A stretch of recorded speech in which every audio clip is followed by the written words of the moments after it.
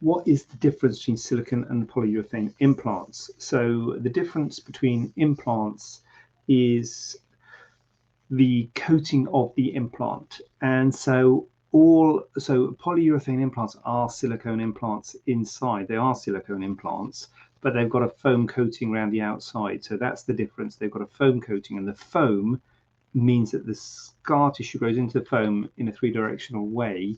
So when it contracts in all different directions. It doesn't form a sheet around the implant, and so it's much less likely to go hard when the scar tissue contracts. So the scar tissue is called a capsule, and that capsule contracts.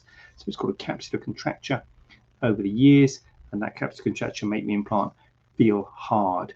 And the polyurethane ones have got this foam coating around the outside, which breaks up the scar tissue and makes it a lot longer before it goes hard. So they, in that respect, they last a lot longer than the traditional silicone implants, which are either smooth coated or textured coated, which means they roughen the silicone implant shell, but they don't rough it as much as a polyurethane foam. So the roughened, the textured implants are kind of doing a similar job to polyurethane, but they don't do it quite as well. So textured implants don't go as hard as quickly as smooth implants, but they go hard more quickly than polyurethane implants. So basically, the shell of an implant gets progressively rougher, ranging from a smooth silicone implant to a textured silicone implant to a polyurethane implant.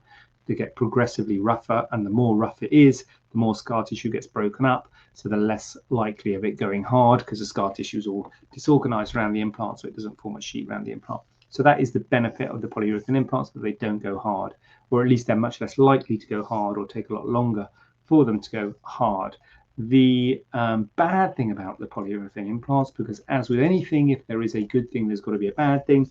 The bad thing is that they were implicated with a cancer many years ago in experimental conditions when they injected some stuff into rats.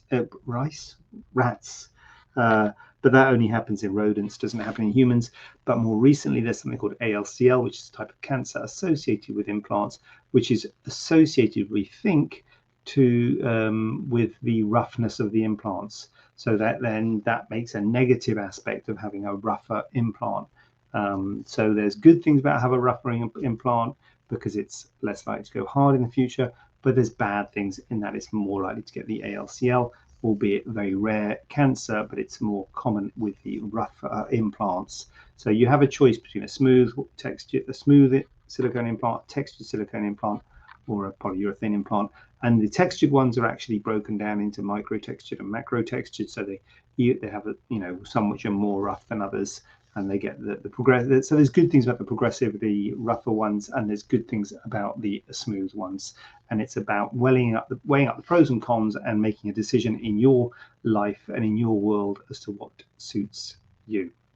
But yeah, that's what polyurethane implants are. They don't go hard as quickly, but they do get the cancer more often, albeit still very rarely, but still.